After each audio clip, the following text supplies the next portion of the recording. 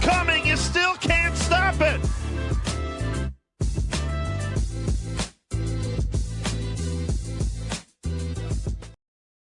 Welcome back, everybody. We are officially back where you probably recognize us in our home studios of the Lacrosse Rundown. It's Tuesday night. It's 8 o'clock.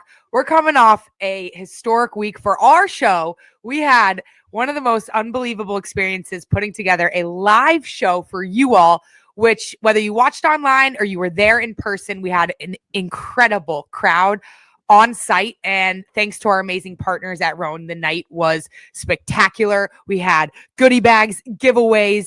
We had so many exciting guests in the sport of lacrosse and beyond. And if you haven't checked that out, head over to the live tab of this YouTube channel and check out our first ever live show. And let us know in the comments where you want us to take our live show next. Jay, welcome back. Welcome back to our what feels like our home.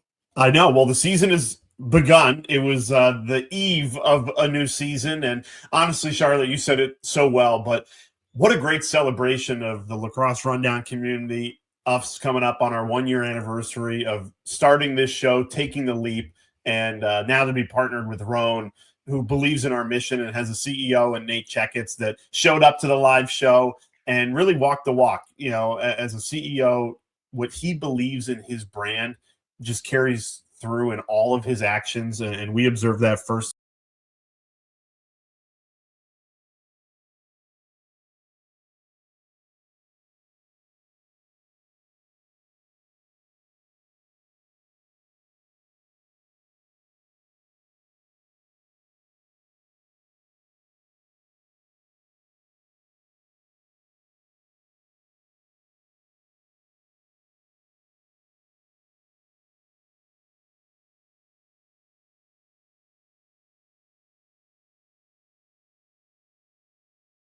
But he believes in his brand just carries through in all of his actions, and we observe that firsthand. His pursuits of mental fitness, 12 pursuits, one for each month. February is sleep, so everyone, I hope you're getting good sleep. Certainly better sleep than I've gotten the last week, because I've just been so fired up for this season to start, Charlotte. And honestly, you ruined my sleep last night. I thought I was going to get a nice 10, 11 hours of sleep, gonna doze off, and then I get this text late at night from Charlotte saying, Colorado just beat Northwestern. And I said, what? The group chat was going crazy late at night. I was just going to say, shout out to Nate for explaining to the Lacrosse Rundown community what the 12 pursuits are, how they can impact your life every day, and how they can be actionable every single day. And that directly impacts, if you're an athlete, your performance, but just for anybody, your overall state and well-being. It can really ground you and bring this presence to your mental fitness that you would give to your physical fitness. And so sleep being the one for this month is ironic, because I love that you're rocking the Rhone hat, by the way. Obviously it looks awesome. And we have a promo code now through the end of lacrosse season that we should mention, Rundown20. That's going to get you a discount in store and online, so definitely check that out. Rundown20. Don't forget it. Write it down. It'll be in the description of this video, but got to get your Rhone merch for the lacrosse season when you're traveling as well. Some of the comfiest stuff you could wear if you're traveling out and about. But and by the way, we were 100% outfitted by Rhone for our last show. I'm still rocking this. They call it the shacket, Charlotte, and I didn't think I could pull it off at first, but I haven't taken it off in the last 5 days since the live show. So. Oh God, I hope you have. Well, there's been a lot of two in there. I'm just saying. My wife's making fun of me. She's like, "You're going back to the Rhone shacket." I'm like, "Why not? You got to get one in every color. If it ain't broken." I do. I need one in every color. But yeah, going back to week 0, I would call it, in college lacrosse. We thought we had some big headlines, coming in. We had a whole show planned, Charlotte. We were going to break down at least 10 minutes of Boston College-Northwestern, maybe a championship weekend preview. Certainly the 2 of the top 3 teams coming into the season. And then everything changed last night.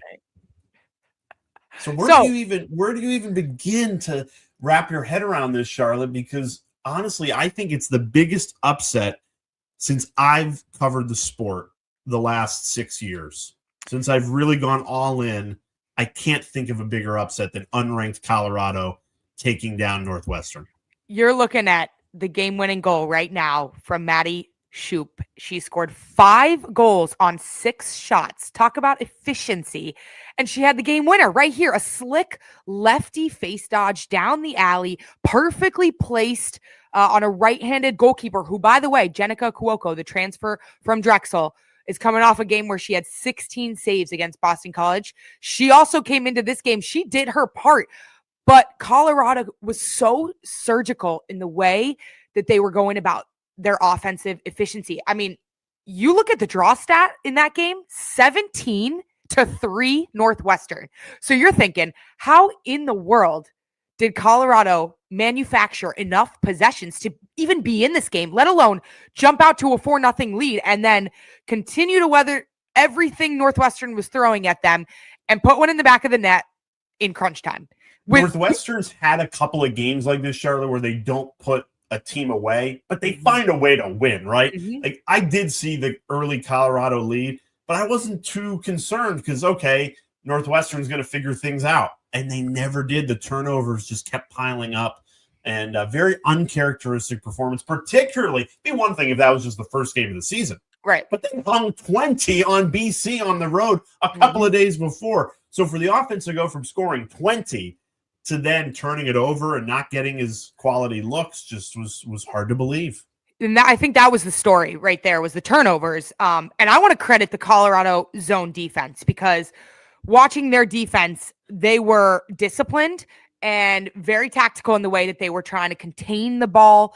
They weren't getting too jumpy and aggressive in their doubles, but they were everywhere, and they were really disrupting the Northwestern offense and forcing these turnovers. They had 18 turnovers, and that really, I feel like, was the story and was, why this game was so close and how Colorado was able to capitalize on those turnovers. But their zone defense really jammed them up. And you look at, if you do just look at the stat sheet, you see Madison Taylor, one of the Tewaaraton finalists, a record-breaking season a year ago. She's the lefty attacker, prolific scorer for Northwestern. She had 9 points in that game over Boston College.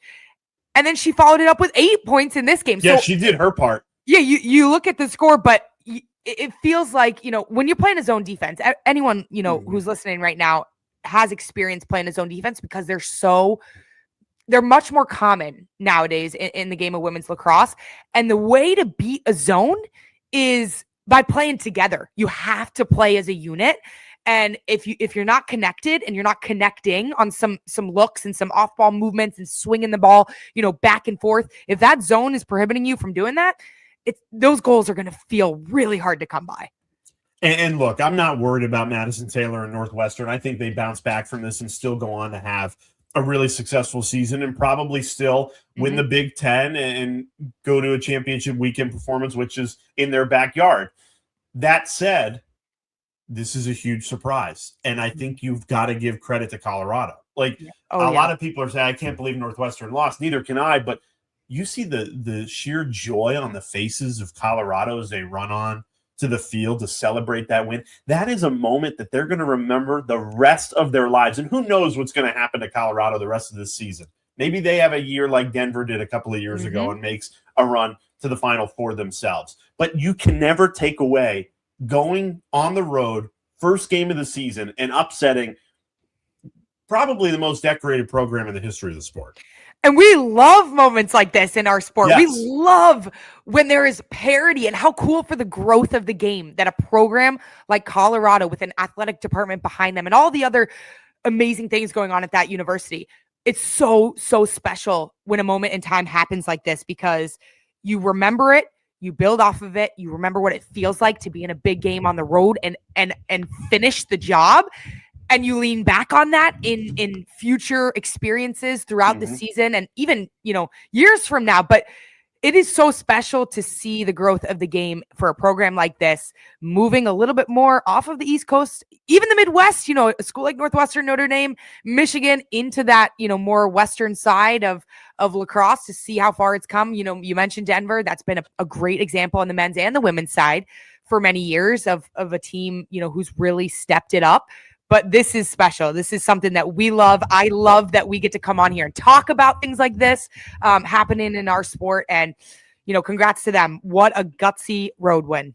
And last year was a lot of us repeating ourselves. Well, there's a top 3 and everybody else. We're not even a week into the season, and that narrative is gone because Northwestern and Boston College each have a loss. And I do want to get into this game between Northwestern and Boston College, although it feels almost irrelevant because of Colorado beating Northwestern, but it's still very relevant because the Wildcats have an 8-goal road win against Boston College. So if BC goes on and let's say they win out, Northwestern still has that head-to-head 8-goal advantage. So to me, Boston College now, just a game into their season, Charlotte, has a predicament with the RPI and with the numbers because they're going to be tied at the hip of Northwestern and 8 goals behind them.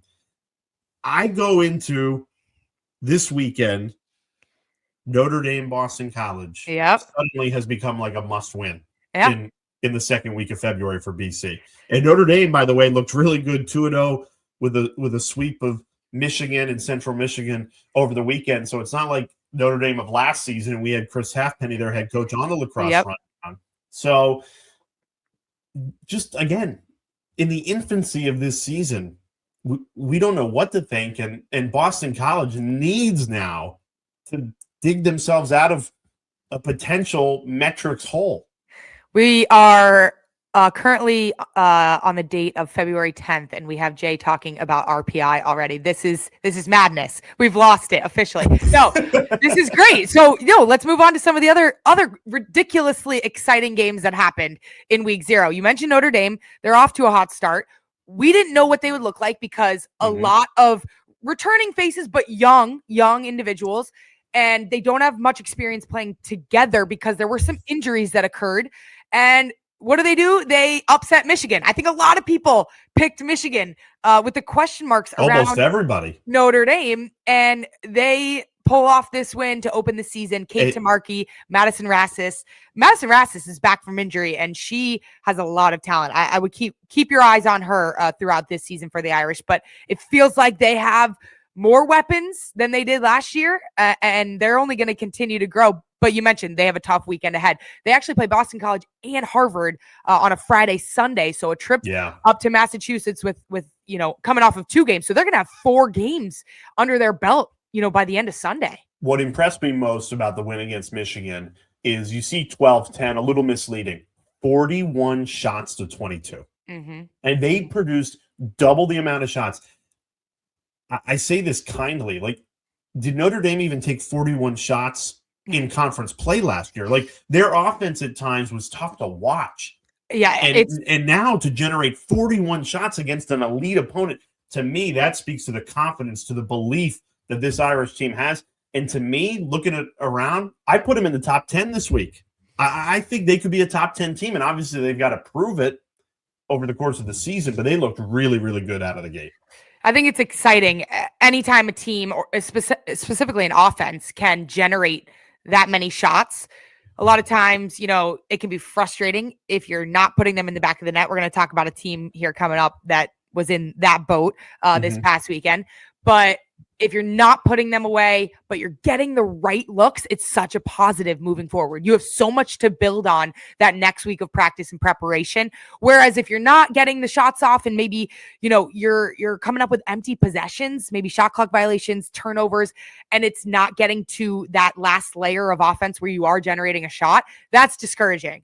And so that's a good sign for Irish fans. And I think, you mentioned the weekend they have coming up and all the different matchups that we have looking forward to this weekend. ACC play, conference play is starting early. It's starting earlier than it ever has before. And that's because the conference is expanding. It's growing. More teams are being added. And all of these, conference games have to start happening so that everyone can fit those games into the schedule. And so we're going to learn a lot about a team like Notre Dame and others as well. We're going to learn early kind of what they're made of because these conference games are coming up in mid-Feb. Who was an upset or a team that surprised you? We mentioned Colorado and Notre Dame's wins, but I'm curious who caught your eye. And not to say unexpected fashion, but a team that you said, okay, they're on notice now. Well, I think the first thing that I texted you guys, the group chat, about was Navy over Virginia. Yeah. And I know we talk about the Patriot League a lot, but Navy went on the road and they defeated a top 10 team in the University of Virginia. I don't feel like it was necessarily an upset, but it is deemed an upset. There were 7 different goal scorers for Navy. They dominated the draw control here in this game, 16-7, I believe it was. And this is an offense and just a team that just feels so connected through their senior midfielders, their leadership, and then the weapons they have on offense. I mean, Ava Uvino from the midfield, you've got Maggie DeFabio, and we've mentioned Alyssa Chung. She's on attack, not midfield, but we mentioned, her coming off her freshman campaign a season ago. She stuck out to me. She's someone I enjoy watching play. And I just feel like it's going to come down to Navy and Army. I said this a couple of episodes ago as we were previewing the season with Mrs. Birch, the legendary she and Stanwyck Birch. But I feel like Navy's going to hover around, that range of maybe, 7 to 10 on the polls because of who they have on their team and just the systems they have in place. And of course, the legendary head coach, Cindy Timshaw. Yeah, she's number 1 on the Mount Rushmore of women's lacrosse head coaches. I think you look at Navy and you're right. It's not an upset. I mean, they have a roster that could go to championship weekend. I think what it says to me, Charlotte, is the Patriot League is as good as we thought they were going to be. Mm-hmm. And if you're a smaller conference, quote unquote, smaller, I think you need these marquee non-conference wins because if you don't get them, there's a ceiling, right? Not to go metrics again, but you might only be able to get 1 or 2 teams in. If you get a win like you did against Virginia, now, okay, we can hang our hat on that. Loyola is probably going to knock off a couple of teams. Greyhounds haven't started their season yet. I think, to me, the Patriot League is now a 3-bid minimum with Navy, Loyola, and Army. I think they're all going to get in. Okay. Obviously, a lot of lacrosse is yet to be played, but that's truly what a win against Virginia, top 10 ACC team, can do, not just for Navy, but for the entire Patriot League. I like that take. I do. I think that the takes today, Charlotte. Week 1, no rust here. I'm letting it rip on a Tuesday night on the lacrosse rundown. I like it. I think, I'm with you on the Patriot League. I'm with you on the Navy Army side. I have a little bit of a question mark surrounding Loyola. Now, Loyola plays tomorrow against Johns Hopkins, which if you guys are another statement being made for the Patriot League. If you're looking for a little Wednesday lacrosse action, that is a matchup that we are lucky enough to be treated to this week before the crazy, weekend slate. But Hopkins is coming off a dominant win over Liberty. Ava Angelo picked right back up where she left off a season ago. She had 8 goals in that game against Liberty. And, obviously I think Hopkins has talent. They had talent last year. They went on quite the run, actually, up until kind of that postseason, where they endured some injuries and, it didn't necessarily pan out, I think, the way that they had thought it would based on their performance early and mid-season. But, they've stacked their schedule. Hopkins has. They have Loyola tomorrow. They have Duke and then Penn following. I mean, we will, again, not an ACC school in Hopkins, but we will learn early on in these next couple of weeks what they're made of. And then Loyola, I mean, a little bit of a question mark again, just going back to that. But again, I can't wait to watch them and see, the different way in which they form their identity this year. And if they can be that top 3 in the Patriot League and do something in early, February into March that will solidify them in that top 15. So when we were doing our season preview at our live show last week, Charlotte, I said the Big Ten is going to be my conference ahead of the ACC when you talk about those 2 powers. And it was the right thought. And then I forgot to mention Hopkins and Maryland. I was, we're a lot of balls in the air during a live show. Yeah. But you look at Maryland, and I think that is the differentiator for the Big Ten. And they get a really impressive road win, and it's the way they did it at Syracuse under a new coach, Reggie Thorpe. To win that game 9-5 really impressed me. Terps only got 19 shots 19 shots, and they managed to win that game and win it comfortably. There was never a point in that game, having watched it all the way through, where you said, Maryland looks in trouble here. They just had a classic vintage Terps performance where they took the air out of the ball and dominated the game. I mean, totally dominated the game. And again, I think these early season head-to-head games between the Big Ten and the ACC, and really any two conferences that go at it, the more that you can stack on your side, it's going to help you down the line. And I think Maryland definitely put themselves in great positioning with that road win against Syracuse. Maryland's goalie, JJ Siriano, I mean, we talked about her heavily a season ago. You remember when the Big Ten championship, they had Northwestern on their home turf, and she had 18 saves.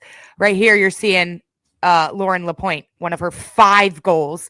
She was really able to find the seams of the Syracuse zone defense, and they were patient. You mentioned, the Maryland style of play. They were patient offensively. They didn't take, the shots that were maybe their 60 to 70% types of shots. They were patient, and they were waiting for the best looks.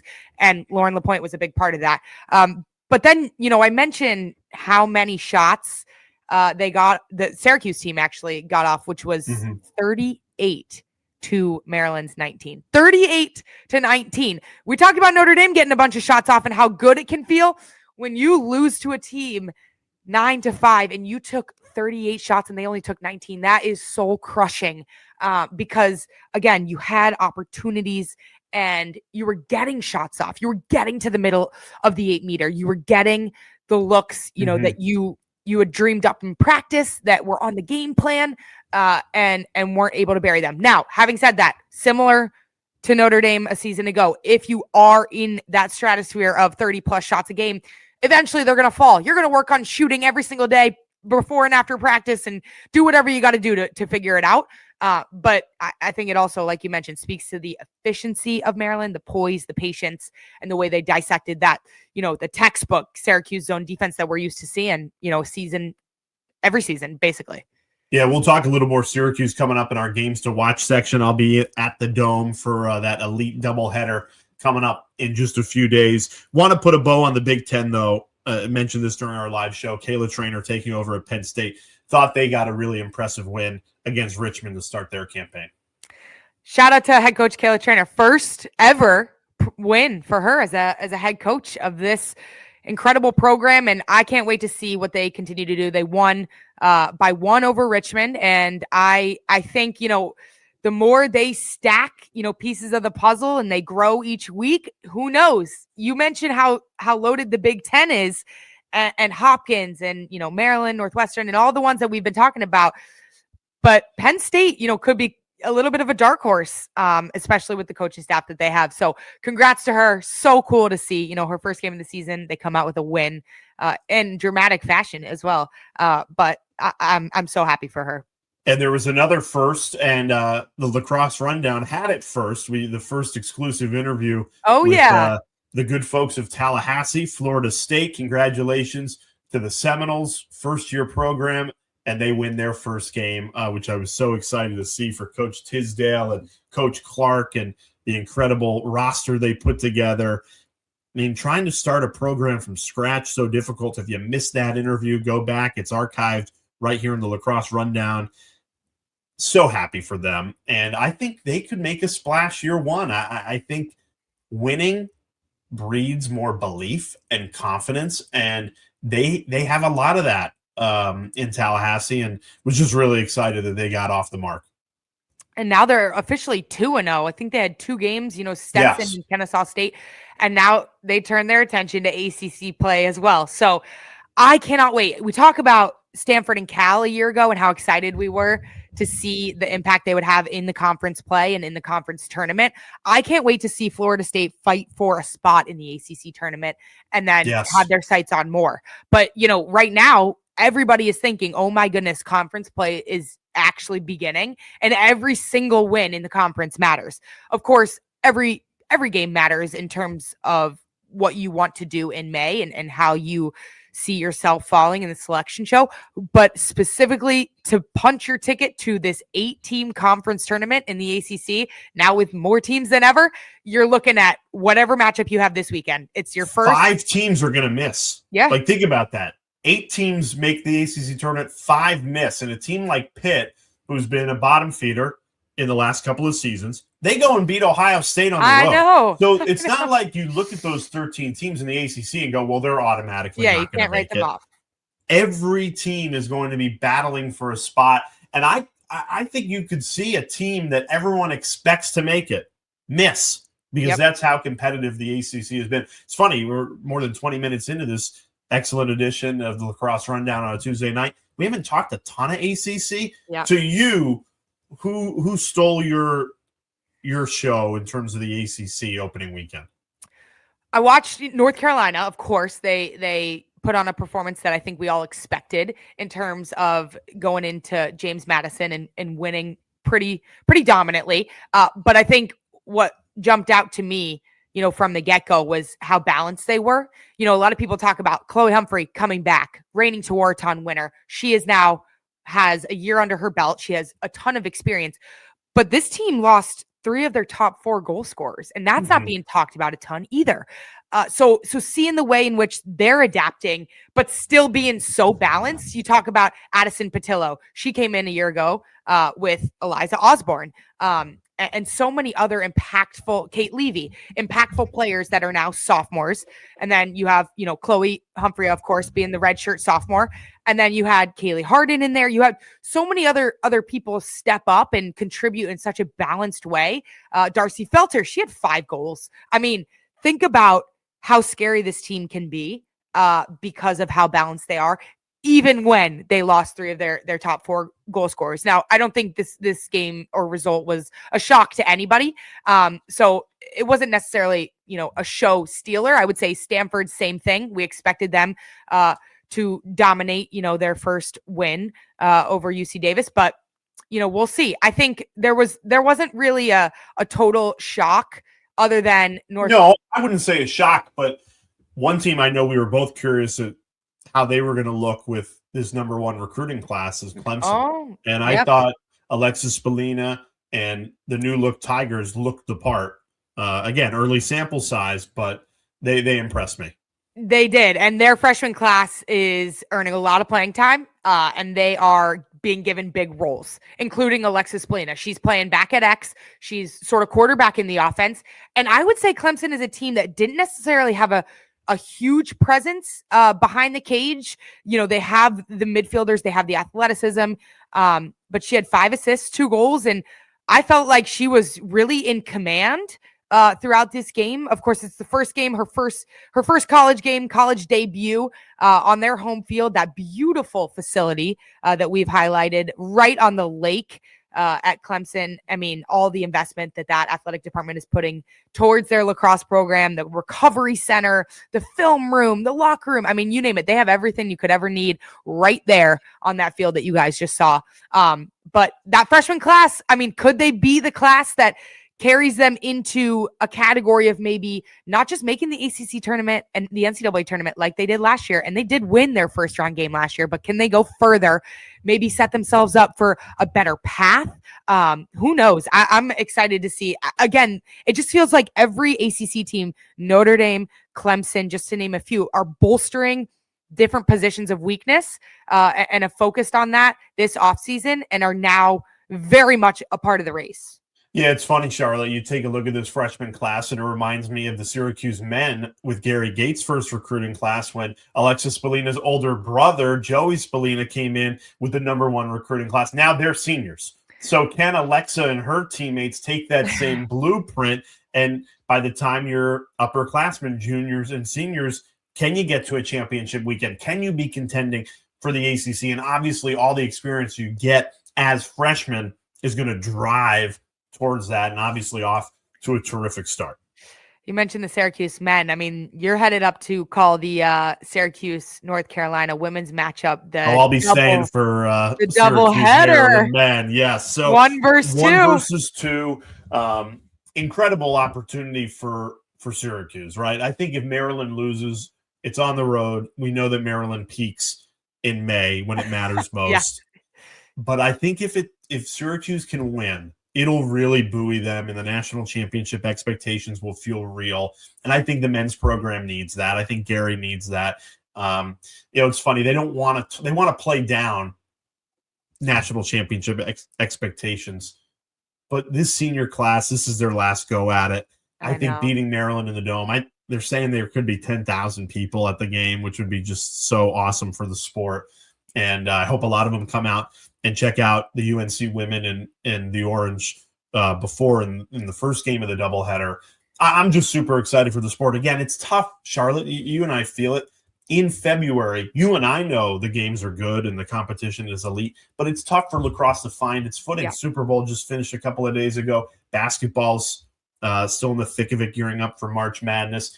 But the games, I give a lot of credit to these programs. Like, they are shot out of a cannon to start this season, and these games matter. You watch them, they are giving it their all. It feels like we're watching April, May lacrosse here in February, and I definitely feel like that is going to be the feeling at the Dome for both games, because I do think the Syracuse women played better than the 9-5 score shows against Maryland, and they've got a great opportunity to, pull a Colorado and upset North Carolina.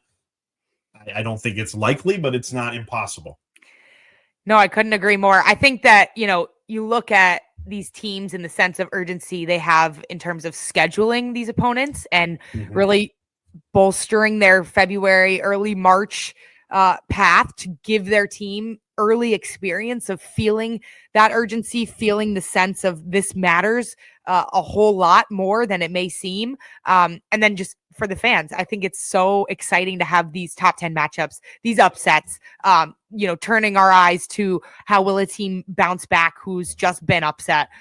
The game, the doubleheader, the men's game, the Syracuse Maryland game, it reminds me of the game that you and Cart called, that Syracuse Virginia game in April. I think that was where it was completely packed to the brim inside the Dome. Everybody was tuning in on TV if they weren't there. And it was just nonstop, highlight or heavyweight matchup defensively on a potential Tewaaraton finalist. I mean, it's everything you could want just, at the beginning of the lacrosse season. And now that football's over, there's nothing else to watch besides lacrosse. So everybody better be turning their TVs on and tuning in. But Jay, a game that I have my eyes on besides those two. Yep. A game that I got my eyes on this weekend, and besides Boston College and Notre Dame, which we already mentioned, is Northwestern. We talk about them at the top of the show. And we talked about, they are now 1-1, but they play Army this weekend on Saturday. So not only are we going to see how Northwestern bounces back and what kind of preparation, they went through to handle the adversity really this early on, which they probably weren't expecting. But sometimes it isn't the worst thing to be able to kind of turn towards each other and be like, how are we going to respond? This is where we learn who we really are. And it might have come a little earlier than expected for them, but it is what it is. And you move forward. And then Army, a team, we talk about Navy, we talk about the Patriot League, Bridget Duffy, they're complete stud of a two-sport athlete who, in my opinion, is the best midfielder in college lacrosse right now.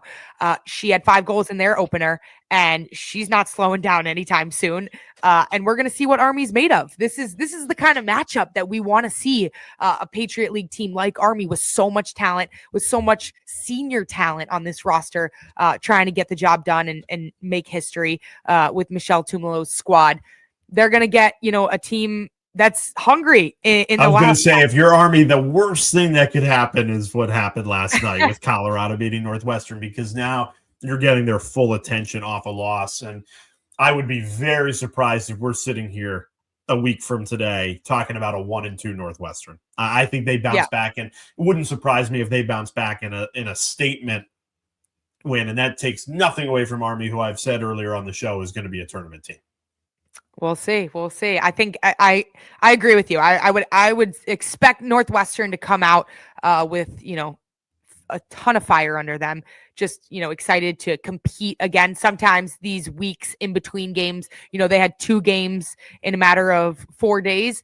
But sometimes, when you have an opponent that's not 6, maybe 7, 8 days away.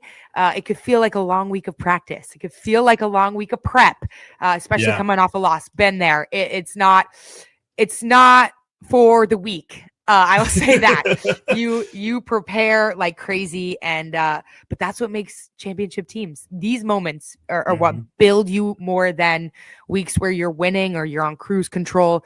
Adversity is what builds championship teams. So it'll be interesting, but that's a game I certainly have circled. I'm just fired up to be breaking down games with you again. It was a great off season, and we had great interviews and great guests. But man, there's nothing like watching the sport we love, breaking it down with you guys on a Tuesday night. Thanks to our friends at Rhone for sponsoring us all season long. Rundown 20 is the promo code to check them out online or in store. And Charlotte, we're off and running. It's going to be a sprint until Memorial Day weekend. I cannot wait. So everybody, if you have a guest you want to see on this show, please drop it in the comments. But we have some fun ones lined up for you guys in the next few weeks, few months, because we're going to be on the road. We're going to be with these teams, these college players and coaches, and we're learning on the fly as you guys are watching these games, digesting, but nothing better than hopping on here on a Tuesday night and breaking it down and hearing what you guys are seeing. Let us know. What's your team? Who's your team? Who are you excited for? Who's your dark horse? What game are you tuning into? And then, of course, always come revisit this video on the live tab of the YouTube channel to drop a question for next week. We love talking with you guys and answering your guys' questions as well. But we appreciate you guys and, of course, our fine folks over at Rhone for sponsoring this show, making the live event so special. And we can't wait for our next live event. But until then, we got lots of lax to talk about.